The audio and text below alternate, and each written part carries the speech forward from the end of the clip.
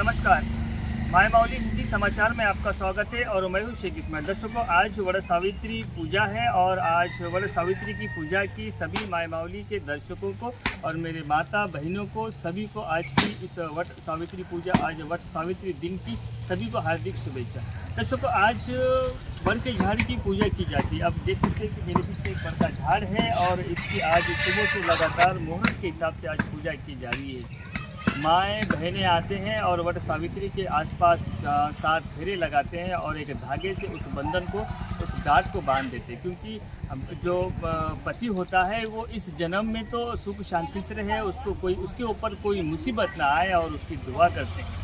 दर्शकों, फिर उसके बाद में और 7 जन्मों के लिए यही पति को मांगा जाता है, क्योंकि जिस तरह से ये ज़िंदगी गुजर रही है सुख दुख में, और इसी तरह से आगे भी दुख छोड़कर और सुख शांति से ज़िंदगी गुजरे। और उस पति के चरणों में आज जो पति को भगवान माना जाता है, पति तो हमेशा के लिए भगवान होता है, लेकिन आज का जो विशेष पूजा एक पति के लिए वर के झाड़ को एक आशा के तरह से एक धागे के कच्चे धागे से उसकी डोर बांधी जाती है, क्योंकि पति के ऊपर कोई आश ना आए और उस पति की रक्षा के लिए भगवान से इसकी प्रार्थना की जाती है। दर्शकों, ये तो एक विषय अलग रह गया, लेकिन एक मुद्दा है इसके अंदर। जहाँ पर भी देखा जाए तो गांव में सिर्फ एक ही वर का झाड़ होता है और वर के झाड़ के जो फ़ायदे हैं वो अनगिनत फ़ायदे हैं। वो ठंडी छाँव देता है, ज़्यादा श्वास ऑक्सीजन भी ज़्यादा तौर पर देता है, यानी वर का झाड़ हर तरह से फ़ायदेमंद साबित होता है और उसकी पूजा भी की जाती है। वर के झाड़ को भगवान भी माना जाता है, लेकिन हर गांव में हम देखते हैं कि गांव में सिर्फ 1 या 2 ही वर के झाड़ होते हैं। दर्शकों, हमारा माय माऊली का कहना ये है कि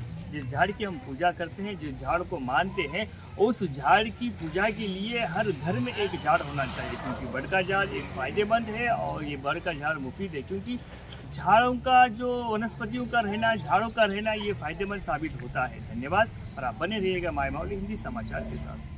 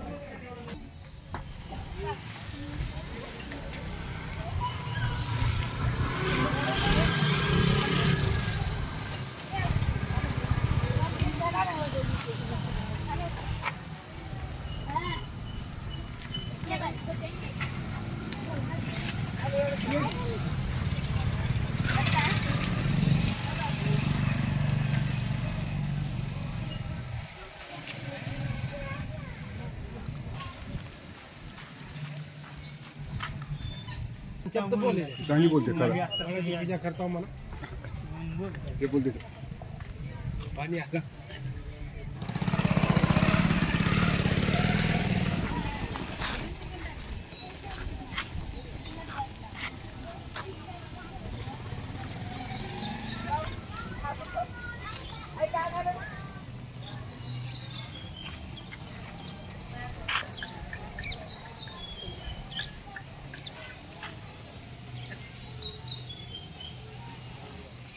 जय गुरु।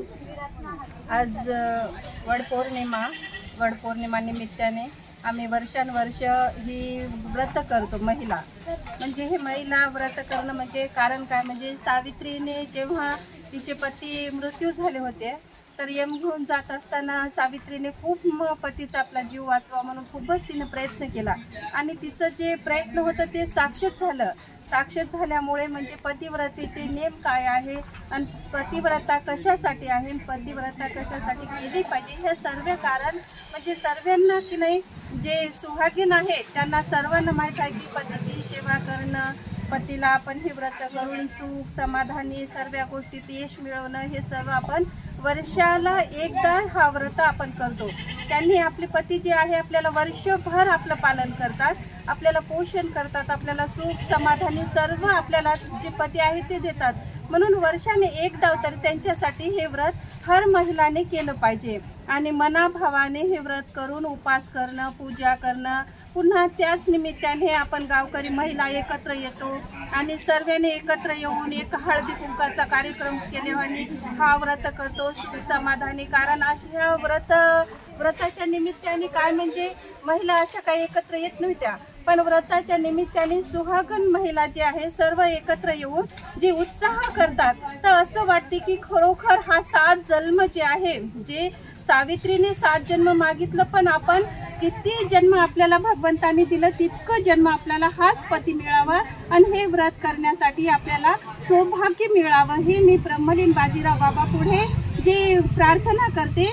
आणि वडच्या हे भोलेनाथाचं एक ऋषीचं वड आहे, तर या वडाला सुद्धा मी कोणी कोणत्या कारणाने जर व्रत करणं होत नसेल तरी सुद्धा त्या महिलांना सुद्धा सुख शांती सर्व देऊन त्या महिलांची मनोकामना पूर्ण होऊन त्यांच्या पतीला समाधान सुखी सगळ्या गोष्टींनी वैभव मिळू दे, ही प्रार्थना मी वडाच्या चरणी अर्पण करते.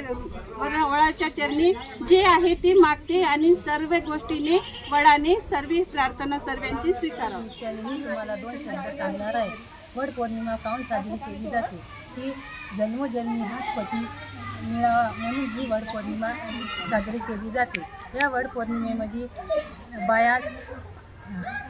बाया मुली सगळे सामील होतात आणि त्यांना असं समजते की आज हा दिवस काऊन साजरा केला जाते की 7 जन्म हाच पती मिळावा आणि त्यांच्या रक्षणासाठी ही पूजा मानली जाते की मले बा हा पती 7 जन्म मिळावा आणि हाच पती 7 जन्म मिळावा म्हणून पूजा केली जाते.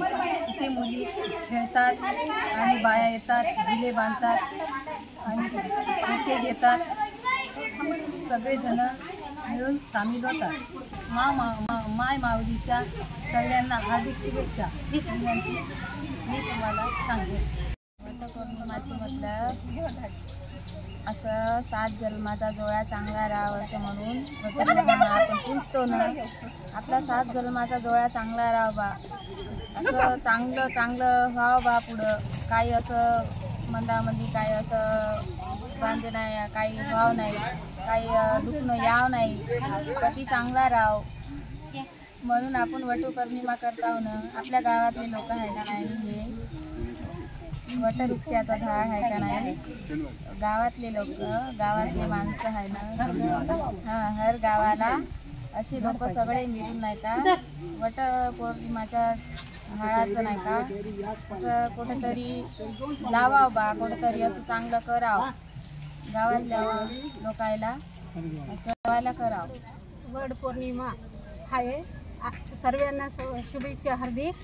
आज वडाच्या झाडाची पूजा करण्यात येते, काहून म्हणताना काही वर्षापूर्वी असं झालेलं आहे की पतिव्रताने पतीचं रक्षण करण्यासाठी हे पूजा आयोजित केलेली आहे. त्याचप्रमाणे वर्षानुवर्ष चालत आलेले हे व्रत आम्ही त्याची पती 7 जन्मामध्ये ह्या पती व्हावे हे आमची मनपूर्वक आहे.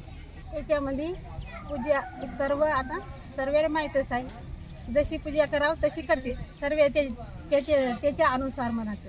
वटपौर्णिमा ही पौर्णिमा येते, यामध्ये आपण ही वटपौर्णिमा आपल्या नवरी केली जाते. त्याच्यामध्ये आपला हा नवरा 7 जन्मी आपल्याला हाच नवरा मिळाला पाहिजे आणि त्यांच्या रक्षणासाठी ही पौर्णिमा आपण करतो.